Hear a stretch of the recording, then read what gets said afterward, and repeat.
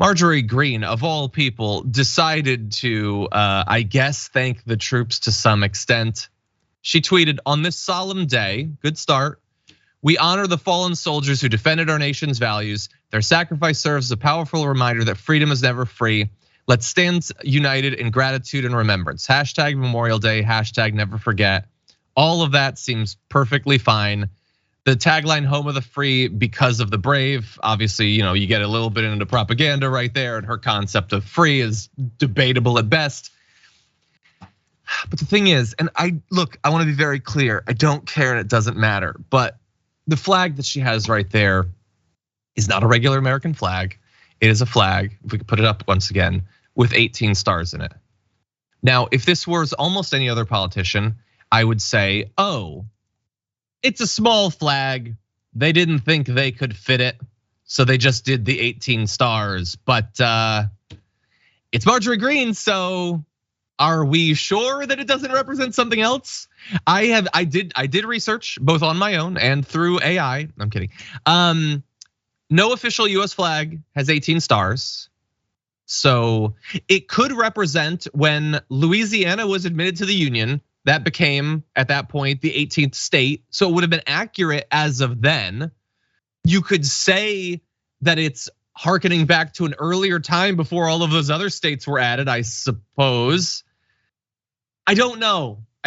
Should I care? Maybe I shouldn't care. What do you think, Francesca? Are we gonna find out that it's a reference to there are 18 states with above 90% white residents or something? Like, what sort of weird, deep 4chan hole is this coming out of? John, you're too online, and absolutely someone on the right, some weird bunker Nazi is making the exact same point. But it really is just lazy clip art. Marjorie Greene, yeah, she doesn't care. Her staff reads at a 3rd grade level. She reads at a 1st grade. That's why they're hired. You know what I'm saying? This is not anything. It is clip art that someone just Googled and was like, "Is this free?" Yeah, well, if we scrub the Shutterstock thing, well, it's from China, but no one will figure it out. That's all this is. Home of the free clip art because of the brave clip art thief. Absolutely. Yeah, maybe you're right. You know what? So let's forget about that. Just go back to the substance of it.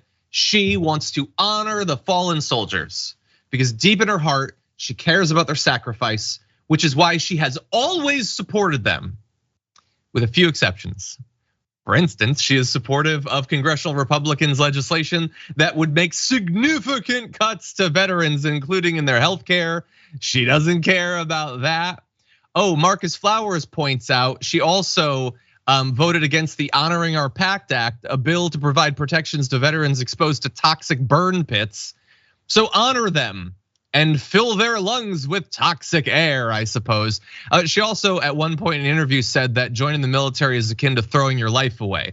To be fair, in the interview, she was saying a lot of young people think it's throwing your life away, but she didn't say that they're definitely wrong. And I would argue that if you were worried about that, and she apparently has identified that that's a thing that some young people think about, then maybe you would want to arrange things in a way that they wouldn't have to think that. That maybe if we had a much smaller defensive military, where if you sign up, the farthest you're gonna go is like Montana or something, and then you'll serve your 4 years, you won't needlessly die to protect corporate profits, and then you go on with your life and maybe get some money towards college, then maybe a lot of young people wouldn't think that it was a waste of money. Many of them might think that it's a worthwhile sacrifice of time to then get a benefit.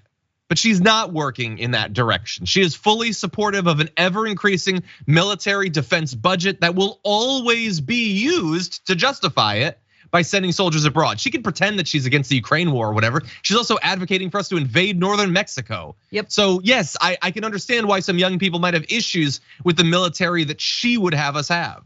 It's just incredible because shoe on the other foot, if this were a Democrat, we would just never hear the end of it. Fox News would make this the headline for a week, right? Representative Ilhan Omar said that, the military is where young people go to die.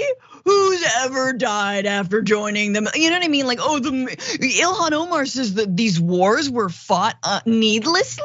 Wow, but Trump can say they're losers because they died. Marjorie Greene can say it's throwing your life away, and then be like, yeah, why are we sending money to Ukraine, even though I'm gonna keep on voting for a bigger military budget every single year?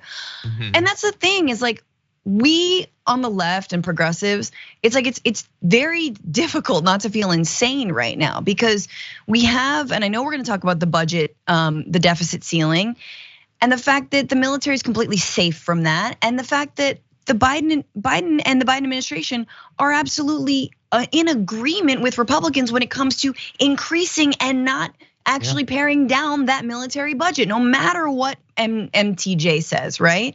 MTG. We're gonna talk about that on the other side of the break, yeah. Whatever, Anyway, so the point is it's sort of, it's just sickening. It's sickening because it's all bluster, and their form of isolationism is just like fear-mongering jingoism against a different enemy that's like, their flavor of the month. Yeah. It's not isolation. You can't conduct like ongoing bombing campaigns and, the soldier's boot wasn't on the ground, I'm an isolationist. Right. That's not how that's supposed to work. And then also advocate for the invasion of northern Mexico.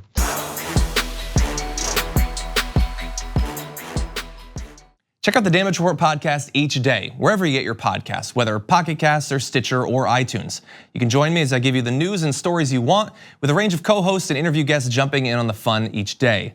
Again, that's the Damage Report, wherever you get your podcasts. And if you get them at iTunes, don't forget to rate and review. Sometimes I'll read them live on the show.